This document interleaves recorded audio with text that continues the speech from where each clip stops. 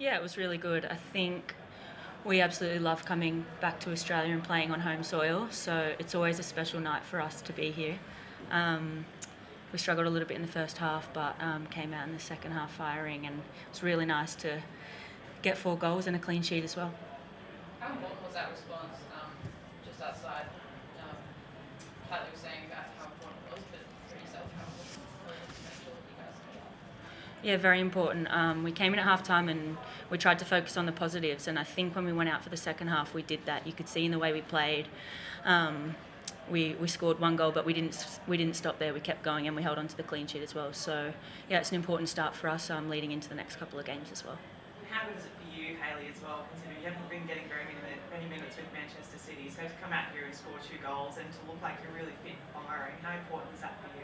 Yeah, I think it's really important. I'm in a really top club overseas, and the training that I'm getting every single day is incredible and at such a high level. So I think in that aspect I'm still sharp and on my game. So it was nice to be back here and to get 90 minutes and to get the goals as well. Playing against, it was both players big nights. Can you speak about Polks first and then Claire getting a debut? Yeah. Polks is basically the epitome of this team. She's incredible. She's an amazing leader. You see the way she plays. It's really special for us to be a part of this with her. It's amazing. It's such a big milestone, and she's so important to this team.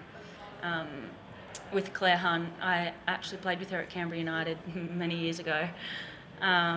She's an incredible player. I was so happy to see her get her call up, and then to come on today, I was like to her, "Are you ready?" And she was like, "Yeah, I'm ready." And I was like, "Go on." So she went out there. I think she got the assist for my second goal. I was buzzing for her. So yeah, so happy for her. Final 2 questions. What do you have to do in the next game, and how do you guys reset? Yeah, I think we just focus on recovering. We had a lot of us had a long travel, and then we've played this game, so we'll recover. And some people get on the training park tomorrow. I guess we'll do some analysis with Tony, go back to the drawing board, work out what we need to do to break down Spain, and all focus will shift to that game now. There were 2 incredible back-to-back performances, albeit a lot of time between the last time you were here in CrossFit and tonight. How are you feeling about your ability to take that form into bigger stadiums as you guys ramp up to World Cup with massive crowds, and now going to the core stadium against Ireland, a lot of the noise coming from crowds? Yeah, I think it's important for us playing in front of a lot of fans. We kind of thrive in that environment too. We love playing here. We love playing in front of our fans. They really spur us on. So it was nice to be here, have the fans cheering us on. It's special. But I think we play for those moments. So we're all really looking forward to the World Cup and playing in these stadiums and just seeing how we go. All right, thanks very much, Hayley. Thanks so much. Cheers. Thanks, Raso. Okay, I have any questions, Liz? Tony, not much was happening in the first half. What was the discussion at halftime and the changes? What did you do, basically? What did Sam do? It was her halftime speech. I summarize a long answer to that, because I think actually what we're asking now is key in the World Cup. It's how we respond to a first half like this. One of the reasons we plan to play Czech Republic is we've seen what they've done to top oppositions before, and we try to look for an opposition that somehow replicate Ireland. Ireland will most likely play with a back 5. That's a difference. But in terms of physical, well organized, difficult to break down team. So what we actually said in halftime: what if this was the opening game in the World Cup with 80,000 in the stands being frustrated? If we let that come to us emotionally, we probably don't see the second half. And Sam also spoke about that. Don't freak out, don't stress out, believe in the plan, believe in the process, believe in the teammates, let's go out. But we need to do it better. So it was also that push, believe in what we're doing, but also that push. And I think this game was not about the 3 days preparation we'd had. It's about what we've done in 2 years. It's having a clear game plan, clear game management structures, but also having game changers. We've been spoken about that a lot. It's not about just the starting 11 and understand to play the game from the bench. And I think they did that brilliantly today, both debutants and the players that comes in. So it's a long answer. The other thing I do want to say, though, is the first half, I took some notes to remember to say this, like in the first half there's no space because they're so compact, but also we play too slow. And those two, we've seen it before in football, how difficult it is to break down when there's no space. You need to, it takes two to tango, and we need space for our runners and such. And we didn't really get that momentum going. But also, playing a low block is a process. You need to wear a team down, and maybe it opens up the last third. And then it takes patience and belief. And I think the team showed a lot of maturity tonight. But also, we need to be humble, because we could have been done 1-0 in halftime, to be honest. I mean, they have 1-1. If that's Ireland in the World Cup and they score 1-0, how will we respond then? We could sit here and have a completely different conversation and say, what happened there and not good enough. And so we also need to stay humble. That could have been the case. But again, summarize it, I think we were brilliant in that sense in terms of the maturity as a team to respond the right way in halftime. I mean, for Sam to come in at halftime and sort of take the initiative, responsibility, I mean, we don't see that, but is that something that happens often? And is she growing to that aspect of her game the older she gets? I think she has grown. Sam is an emotional player, and she has gotten much better in the emotional control when it needs to be controlled, to say the right things. So she can be the passion and the heart of the team when need be, and drive people, demand, and be that voice, and both with her play and her voice. But she can also be composed and distant and be very clear in her instructions. I definitely think she has grown with her leadership over these 2 years. Those 2 questions. Final question, Joe. It's 2 long answers. I'm sorry. I'm stealing your time. I'm stealing your time. So we can't ask more questions. I tried to be shorter. Sorry. Tony, how did that work? Did Sam come in and take charge, or did you give her a nudge, or how does that work? Normally we connect. Me, Steph, and Sam normally connect. Steph is also captain for us, so there's 2 captains, a captain and vice captain. We normally, when we go in from field to locker room, we have a little bit of chat how they feel, because they're out there on the field as well, and we do a little check-in and then have a clear approach in halftime what we want to do. Polk's a big night. Can we talk about that? Yeah. I mean, Claire's night times 2, right? Claire the debutant and Claire Polks. And I'll tell you a little bit. I try to take it short, but typical Claire Polking on. Normally we honor people that has like 50 caps or 100 caps, and we do it at the pre-game at the hotel before we travel, like before, so it's no emotions, just do it. Typical Claire, I haven't achieved it yet. Do not honor me until after the game.